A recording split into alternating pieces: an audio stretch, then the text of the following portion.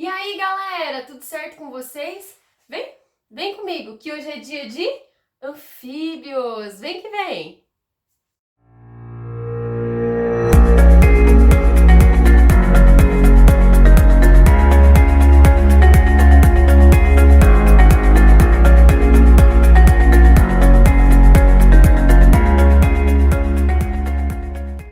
Galera, anfíbios do grupo dos craniatas é o primeiro tetrápode, né? Organismos aí que possuem 4 membros locomotores que facilitou a conquista do ambiente terrestre. Mas olha só, apesar de conquistarem um ambiente terrestre, a conquista dele não foi assim com pleno sucesso. Por quê? Porque esses animais ainda têm uma baita dependência da água. Dependem da água para a reprodução e dependem da água também para a respiração, porque na fase larval eles acabam respirando por brânquias porque são aquáticos, né? As larvas são aquáticas. Quem são os representantes desse grupo? Sapos, rãs, pererecas, salamandras, tritões e as cobras cegas. A gente pega todos esses representantes aí e a gente divide em 3 ordens. Que ordens são essas? Anuros, urodelos, gimnofionas ou ápodas. Vamos falar de cada um deles e vamos começar pelo principal de todos, que é o anuro, né? O anuro, gente, representado aí por rãs, sapos e pererecas, são animais que têm o corpo curto. O membro posterior, ele é muito mais desenvolvido do que o anterior, porque eles são saltadores. Uma característica bastante visível nesse grupo é que atrás dos olhos eles possuem glândulas bem desenvolvidas chamadas de paratóides. E essas glândulas aqui, elas produzem toxinas. Se elas forem comprimidas, ou seja, se apertar essa glândula, ela vai excretar um veneno e essa substância é tóxica, só que ela é uma estratégia de defesa. Então, assim, ó, é mito a gente simplesmente assim, se tu olhar para um sapo, se tu chegar perto do sapo, ele vai xiringar veneno em você, né? E se pegar no olho, vai cegar e toda aquela história, né, que a gente sempre escuta, né, como senso comum. Não, para que o sapo, né, realmente excrete a substância tóxica que ele produz nas glândulas paratóides, essas glândulas elas precisam ser comprimidas. Então, só se tu for lá e cutucar o sapo. Se tu não cutucar o sapo, ele não vai fazer nada, porque ele não usa como ataque. Isso é uma estratégia de defesa. Inclusive, gente, os anfíbios, eles têm uma baita importância ecológica. Para o equilíbrio do ecossistema, eles são importantes dentro da cadeia alimentar. Eles são predadores, principalmente de insetos, né? Falando nisso, esse grupo aqui, eles têm uma língua adaptada para captura de insetos. Uma língua que ela é presa bem numa parte da frente, assim, da boca, e ela é pegajosa, ela consegue fazer com que os insetos fiquem grudados a ela, né? Fiquem aderidos a ela. Uma coisa bem interessante é que normalmente as pessoas não sabem diferenciar o que é um sapo, o que é uma rã, o que é uma perereca. E não é que a perereca é a mulher do sapo, né? E a rã é a filha dos dois. Não tem nada a ver uma coisa com a outra. Tanto que a gente tem sapo macho e sapo fêmea. Rã macho, rã fêmea. Perereca macho, perereca fêmea. A grande diferença está na estrutura corporal, né? E essa estrutura corporal é devido aos hábitos que ela tem no seu dia a dia. Por exemplo, os sapos, eles são mais desbravadores terrestres. Então, se a gente for olhar os dedinhos das patas do sapo, eles são bem articulados e eles são desprendidos uns dos outros para facilitar a movimentação no ambiente dele. Além disso, ele tem uma pele mais enrugada, mais rugosa. Todos eles têm o tegumento, que é a pele cheia de glândulas mucosas, né? Uma pele fina, altamente vascularizada e lubrificada. Por quê? Porque 70% da respiração que um adulto faz, ele faz cutaneamente, ou seja, através da pele, né, por difusão. Então o oxigênio penetra ali e para ele penetrar, ele precisa que o local esteja bem lubrificado e seja bem fino. E ele já entra em contato direto ali com a corrente sanguínea, né? Outra coisa, por ali também sai o gás carbônico, mas ele não respira só pela pele. Ele tem um pulmãozinho primitivo, do qual ele faz 30% ali da sua respiração. Então, quando um anfíbio é adulto, parte da respiração dele acontece de forma cutânea e parte da respiração dele acontece de forma pulmonar, tá? Lembrando que se é cutânea, essa pele tem que estar sempre úmida, sempre lubrificada e ela é altamente vascularizada, mas ela é muito suscetível a ressecamento. Então, por isso que esses animais aqui, eles tendem a viver em locais úmidos, né, e sombreados. Falando em local úmido, aonde que a rã gosta de viver? Na água. Ela tem hábitos mais aquáticos, ela gosta de nadar. A pele dela é muito lisa, né? Além de ser bem lisa, ela é mais lubrificada ainda que a do sapo. Ah, por quê? Para facilitar o nado. E o principal de tudo, entre os dedinhos, ela tem membranas interdigitais, ou seja, adaptações que facilitam o nado. A perereca trepa, tá? Ela é trepadeira, ela tem hábitos arborícolas. Então, quando eu vejo um anfíbiozinho que parece um sapinho, porque tem corpo curtinho, né? Na verdade, ele é um anuro. Eu vejo ele grudado no azulejo, vejo ele grudado no muro. O que que ele é? Ele com certeza ele é uma perereca, porque a perereca na pontinha dos dedos ela tem discos adesivos que permite que ela grude, que ela escale o ambiente que ela quer escalar. Inclusive, a perereca, muitas espécies de perereca, por exemplo, se reproduzem onde tem bromélias, que são epífitas, né? Plantas que se desenvolvem em tronco de árvores e acumulam água. Então, aquele ambiente ali, olha, em cima da árvore, com bastante de água, é um ambiente ideal para a reprodução aí de pererecas. Tranquilo até aqui? Vamos para a próxima ordem que a gente chama de urodelos. Os urodelos, eles fazem fecundação interna, mas o desenvolvimento ainda é indireto, eles têm estágio larval e a larva da salamandra, por exemplo, ela é conhecida como oxalote. Então observem só, essa aqui é a salamandra, né? Ela é um urodelo porque ela tem corpo alongado, ela tem as patas curtinhas, muito parecidas umas com as outras e elas têm cauda, certo? Essa aqui é a oxalote, ela é a larva da salamandra e ela vive em ambiente aquático, inclusive ela respira de forma branquial. A estrutura que vocês estão vendo aí do lado, né, nas laterais da cabeça dela são brânquias expostas ao meio para conseguir fazer a captação de oxigênio necessário para a respiração. Só que essa larva, gente, ela tem a capacidade de reprodução. Então, muitos indivíduos, eles ficam na fase larval adulto, não passa pelo processo de metamorfose. E a gente tem ainda as gimnofionas, conhecidas como ápodas. Por quê? Porque eles têm o corpo nu, eles não têm membros locomotores. Eles, inclusive, parecem uma minhoca ou eles parecem uma serpente. Mas ele não é nem um anelídeo, né? Porque a gente tá aí no grupo dos craniatos, né? Ele já tem encéfalo, já tem medula, já tem coluna vertebral. Então a gente tem, né, músculos e ossos bem desenvolvidos.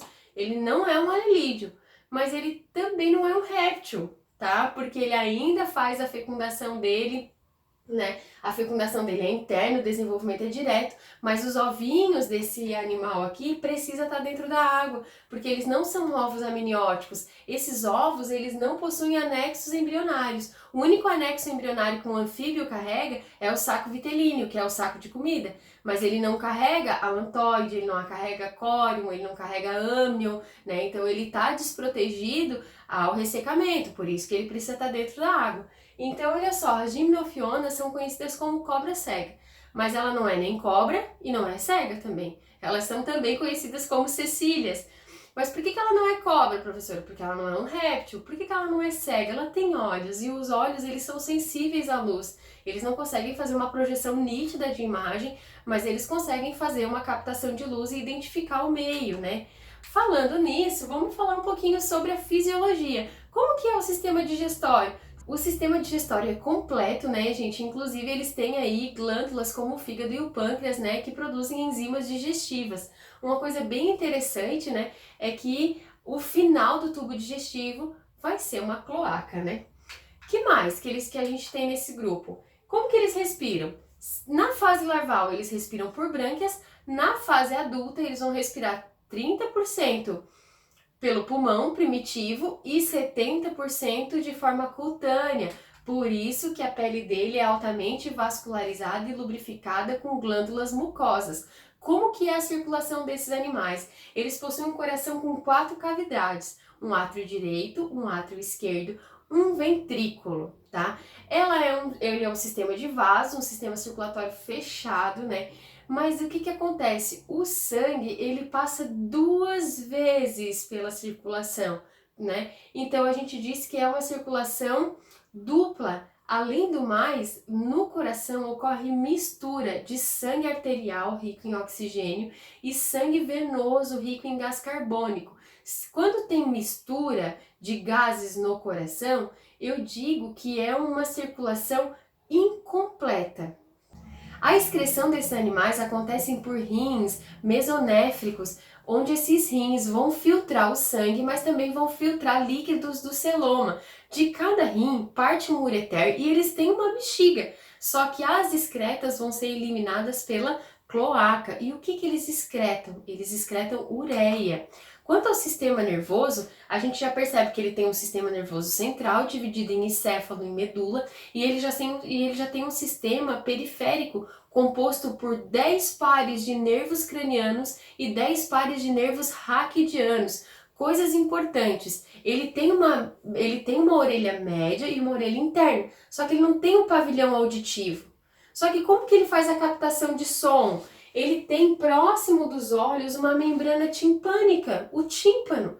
E essa membrana timpânica consegue captar as ondas sonoras e consegue enviar essa vibração para a orelha média e a orelha interna. Então ele consegue fazer a captação de som mesmo não tendo pavilhão auditivo, né? Além disso, ele tem uma visão bem desenvolvida e ele sente odores, porque nas narinas ele tem órgãos quimiorreceptores, né, que percebem substâncias químicas presentes no ar. Como que é a reprodução? Depende de quem a gente está falando, mas vamos falar dos anuros. Reprodução externa, né? Ou seja, os gametas são colocados na água acontece a fecundação e ocorre o desenvolvimento ali do ovo. Como que é esse ovo? Eu quero que você dê uma olhadinha na imagem ao lado, que esses animais aqui, anfíbios, assim como peixes, eles têm ovos que a gente chama de anaminiota. O que é um ovo anaminiota? É um ovo que ele não tem âmnion, que é aquele líquido que protege o embrião contra o ressecamento e contra choques mecânicos. Ele vai ter, o único anexo embrionário que esse ovo tem é um saco vitelíneo, né, que é o saco de comida, mas ele não tem córion para trocas gasosas, ele não tem o alantoide para as excretas. Por quê, professora? Porque as excretas ocorrem na própria água, são liberadas direto na água. Esse ovo está na água, então ele não precisa de um âmnion para proteger ele contra choques mecânicos e nem contra desidratação, porque ele já está na água, né? E as trocas gasosas vai acontecer aí por fendas branquiais presentes no embrião. Beleza, gente? Só para vocês terem uma ideia. E a salamandra e a cobra cega? Cobra cega é a única que tem aqui o desenvolvimento direto, já nasce pronta, e a fecundação ela é interna. E os urodelos, que são as salamandras, têm a fecundação interna, mas o desenvolvimento é indireto porque tem fase larval. Gente, não esqueçam, anfíbios são mega importantes para o ambiente. Eles têm uma importância ecológica porque eles são fundamentais na cadeia alimentar.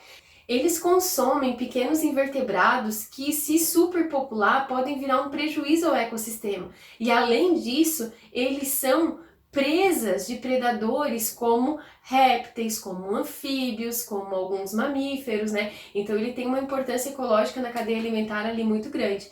Além disso, eles são considerados bioindicadores de poluição, né? Visto que qualquer alteração nesse meio, seja por temperatura, qualidade da água ou mesmo alteração no habitat, eles conseguem sentir, mudar o seu comportamento e muitas vezes diminuir a sua taxa populacional. Então ele é um bioindicador de poluição. Além disso, gente, como eles são produtores de substâncias químicas, né, ali para sua defesa e para o seu controle corporal, para sua homeostase, né, eles também são utilizados muito na indústria farmacêutica, em movimentos de pesquisa científica, né, para descoberta aí de novos medicamentos, por exemplo. E é isso, gente. Hoje a gente conheceu um pouquinho esse mundo dos anfíbios e vamos ao nosso resumindo! Então, galera, vamos ao nosso esquemão de estudo sobre anfíbios, mais um grupo aí dos craniatas. Anfíbios são os primeiros tetrápodes que conquistaram o ambiente terrestre, mas eles ainda têm muita dependência da água. Eles dependem da água para a reprodução e para a respiração. Eles respiram de forma branquial quando estão em estágio larval e eles respiram de forma cutânea e pulmonar quando adultos, sendo que 70% ocorre pela pele de forma cutânea. São classificados em 3 ordens: os anuras, representados por sapos, rãs e pererecas, que não têm cauda e o corpo é curto, com patas posteriores mais desenvolvidas porque são saltadores. Tem desenvolvimento indireto e a larva é conhecida como girino. Possuem glândulas chamadas de paratóides para defesa que excretam toxinas quando são comprimidas.